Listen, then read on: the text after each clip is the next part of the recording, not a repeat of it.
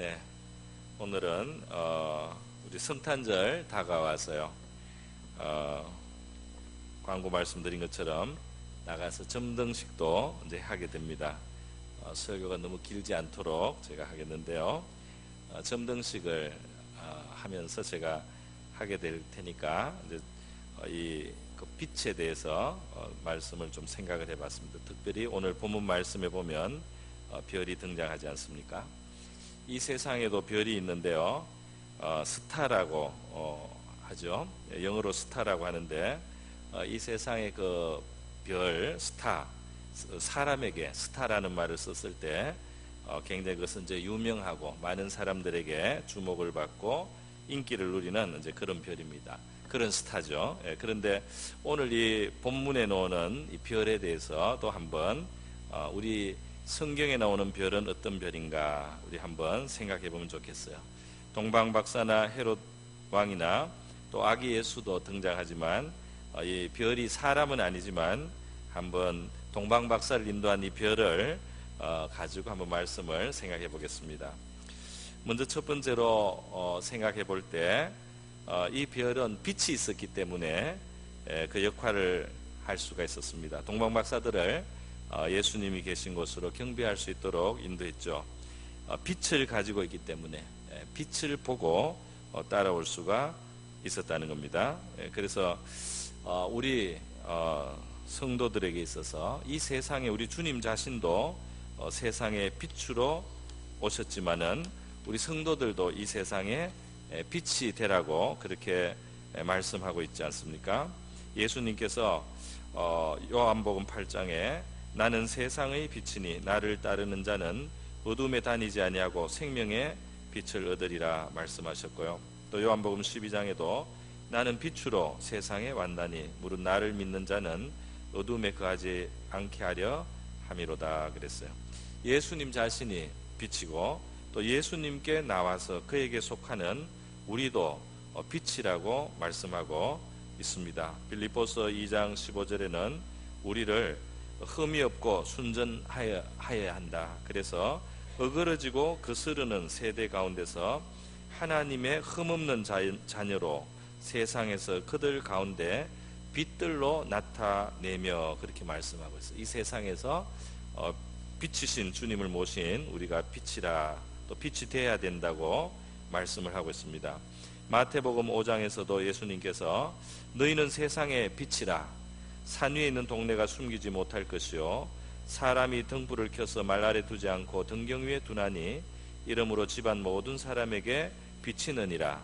이같이 너희 빛을 사람 앞에 비치게 하여 저희로 너희 착한 행실을 보고 하늘에 계신 너희 아버지께 영광을 돌리게 하라 그랬어요. 그래서 우리의 이 빛, 착한 행실이 빛이 된다는 것을 말하고 있습니다. 이 빛은 미움과 함께 갈 수 없다고 요한 1서 2장에 말씀하고 있어요. 우리가 빛이신 예수님을 모셨을 때는 우리가 하나님께 사랑을 받고 또 용서받은 사실을 기억할 때 우리 다른 사람을 용서를 해야 됩니다. 다른 사람을 용서해야 되는 거예요. 미움을 품고 있어서는 안 된단 말이죠.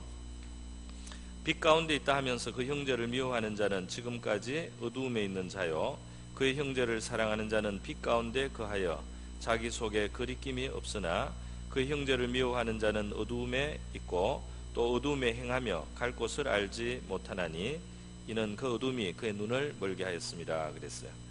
그래서 우리 빛이신 주님께서는 우리 안에 오셔서 빛으로 비치시기를 바라고 우리의 마음속에 빛이 되시기를 바라고 그리고 또 우리를 빛으로 그렇게 살도록 불러주셨습니다. 여기에 사랑이 아주 중요한 것이 되고 또 착한 행실이 그 빛이 될 수 있습니다. 이 세상에서요. 빛을 가져야 된다.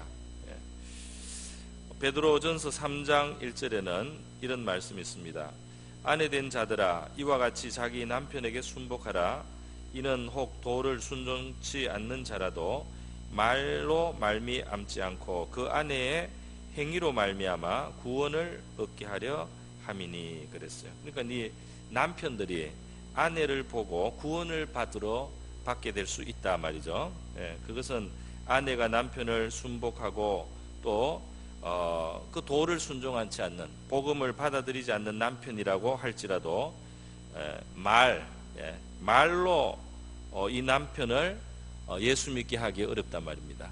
말로 예수 믿게 하기 참 어려워요. 말로 말미암지 않고 그 아내의 행위로 말미암아 구원을 얻게 하려 함이니, 그 아내의 행위가 빛이 된다 이 말입니다. 그 아내의 행위가 빛이 되어서 그 빛을 보고 주님 앞으로 나와서 그 도를 순종. 이 남편을 예수님께, 복음에게 순종하게 만들려면 자신이 그 남편을 순복해야 되는 그러한 길을 이 성경이 가르쳐 주고 있어요. 하나님은 그것이 그 남편을 구원받게 하는 길이라고 이렇게 말씀을 하고 있습니다. 여러분, 그래서 오늘 이 성경에 나오는 이 별, 그 별이 빛을 가졌기 때문에 예수님께로 인도할 수 있었다. 우리에게 있어서 빛이라는 것은 착한 행실과 또 예를 들면 그 관계 속에서 하나님이 주신 자기 위치대로 상대방을 대하고 또 사랑할 때 그 빛이 비침으로, 그래서 우리가 주님의 빛이 될 수 있다. 주님께로 인도하는 별이 되고 빛이 될 수 있다는 사실을 생각해 봅니다. 두 번째로 또 생각하는 것은 이겁니다. 이 별은 말이죠, 이 별은 이름이 나타나 있지가 않아요. 이 별은 이름을 찾으려고 해도 찾을 수가 없어요. 별의 이름이 없습니다. 그냥 별이라고만 되어 있고, 구태여 이름이라고 한다면 2절에 동방박사들의 입에 우리가 동방에서 그의 별을 보고 그에게 경배하러 왔다 그랬어요. 그러니까 이 별의 이름은 그의 별이라는 이름이 이름이라면 이름이라고 할 수가 있습니다. 이 별은 빛을 내면서 자기의 임무를 수행했습니다. 그러니까 동방에서 오는 그 박사들이 그 별을 보고 예루살렘까지 오고 또 거기서 나중에 베들레헴으로 갈 때도 이 별을 보고 간 것이죠. 이 별은 이름이 없습니다. 이게 세상에 이제 스타라고 하는 거하고 완전히 달라졌어요. 그죠? 세상의 스타는 정말 그 이름이 나는 유명한 사람이고 많은 사람이 주목하고 많은 사람이 환영하고 또 사랑하고 말이죠. 알아주고, 이것이 이제 이 세상의 스타죠. 그런데 이 별은 이름이 없습니다. 이름 해봤자 그의 별이라는, 그의 별, 이거는 이제 예수님의 별, 그리스도의 별이라는 뜻이겠죠. 그의 별이다. 그에게 뭔가 그와 관계를 가지고 있는 별이다. 이렇게 느낀 겁니다. 그러니까 그의 별이라는 이름밖에 없지만 자기 할 일을 다 했단 말이죠. 이 별은 자기 할 일, 다시 말해서 이 동방박사를 주님 앞으로 인도해서 그들이 경배하게 하는 이 일을 다 했다는 것입니다. 예루살렘과 이 베들레헴이 너무 가까워요. 그러다 보니까 동방박사들이 오다가 예루살렘 근처로 별이 오니까 당연히 유대인의 왕 메시아가 이 예루살렘에 있는 왕궁에서 났을 거라고 생각한 것 같아요. 그래서 아마 별을 더 이상 안 쳐다본 것 같습니다. 그냥 바로 여기 예루살렘이구나 하고 아마 뛰쳐 들어간 것 같아요. 그래서 가서 그냥 왕궁에 가서 여기 왕자가 나셨냐고 이렇게 물었던 것 같습니다.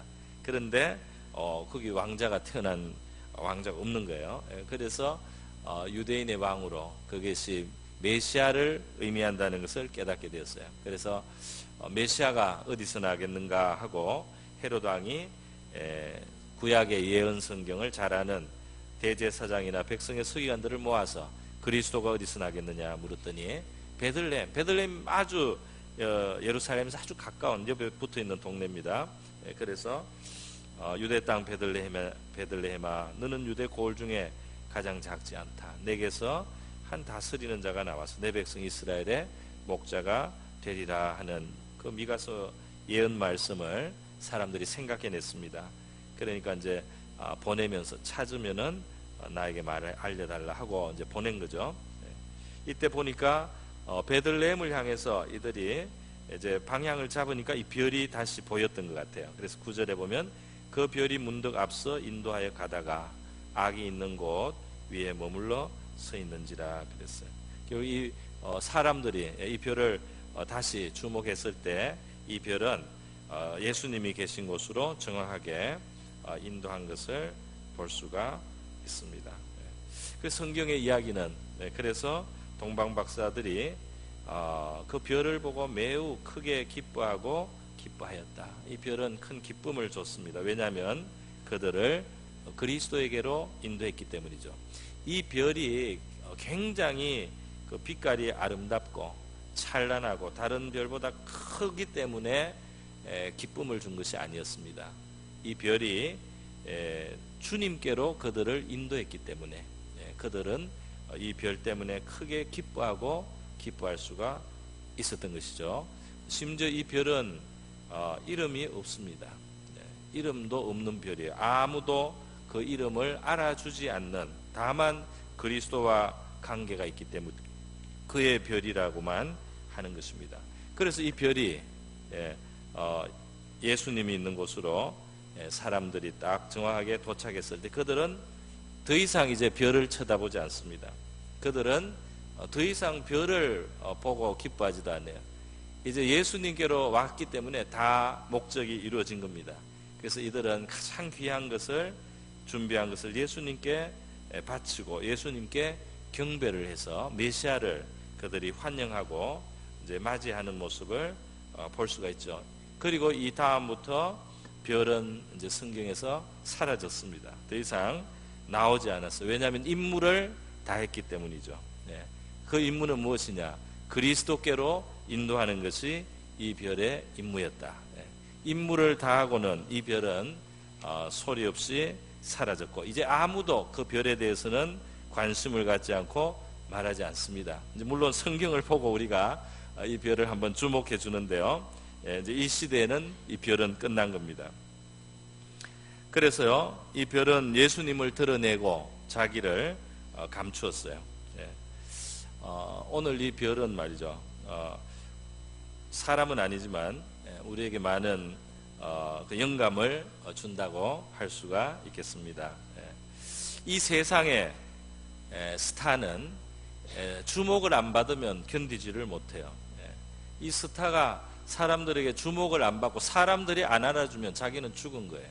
사람들이 알아주는 것, 사람들의 인정과 갈채와 칭찬을 먹고 사는 게 이 세상의 스타입니다. 그죠? 이 세상의 스타는 그래요. 그런데 하늘의 별은 그렇지 않았습니다. 그리스도께로 인도하는 하늘의 별은 그렇지 않았어요. 그는 분명히 빛을 내서 사람들을 주님께로 인도를 했지만은, 주님을 찾는 자들을 주님께로 인도를 했지만은, 이 별은 자기에게 주목하게 하는 것이 아니고 영광을 받고 경배를 진실로 받아야 되실 분에게만, 그 그리스도에게만 사람들이 향하도록, 그에게 집중하고 그에게 이제 경배하고 그에게 헌신하도록 하고는 이 별은 사라졌단 말이죠. 더 이상 이제 나타나지 않았단 말이에요. 그런데 이것이 우리 성경에서 사실 가르쳐주는, 우리가 주님의 제자로서 우리의 모습이 돼야 된다고 생각됩니다. 아주 잘 맞아요. 다니엘서 12장에는 이런 말씀이 있습니다. 이제 마지막 그 부활의 날을 바라보는 예언의 말씀입니다. 마지막 날에 어떻게 되느냐, 부활의 날이 어떻게 되느냐, 땅의 티끌 가운데서 자는 자 중에서 많은 사람이 깨어나 영생을 받는 자도 있겠고 수치를 당하여 영원히 부끄러움을 당할 자도 있을 것이며, 지혜에 있는 자는 궁창의 빛과 같이 빛날 것이요 많은 사람을 옳은 대로 돌아오게 한 자는 별과 같이 영원히 빛나리라, 이런 말씀이 있습니다. 그러니까 마지막 날에 말이죠, 마지막 날에 사람들이 정말 궁창의 빛과 같이, 어떤 사람은 해같이 빛나고 달같이 빛나고 별같이 빛나는 그런 사람들이 될 수 있습니다. 이건 생명의 부활이겠죠. 어떤 사람들은 수치를 당하여 영원히 부끄러움을 당한다 말이죠. 그런 이건 형벌에 들어가는 겁니다. 그런데 많은 사람을 옳은 대로 돌아오게 한 사람, 많은 사람들을 주님께로 돌아오게 한 사람, 사람들을 주님 앞으로 인도한 사람, 주님 앞에 경배하게 하고 주님께 헌신하도록 도와준 사람들, 이끈 사람들, 그들이 별과 같이 영원히 빛나리라 그랬습니다. 그리고 영원히 빛나리라 그랬어요. 그래서 우리 예수님의 제자로서 우리가 살면서요, 영원히 빛나는 사실 스타가 되라고 성경은 말합니다. 그죠? 영원히 빛나는, 영원토록 빛나는 스타가 되라 말이에요. 그것은 많은 사람을 옳은 대로 돌아오게 할 때, 많은 사람을 옳은 대로 돌아오게 할 때, 그 옳은 데라고 하는 것은 그 제일 깊은 의미에서 바로 주님이 되겠죠.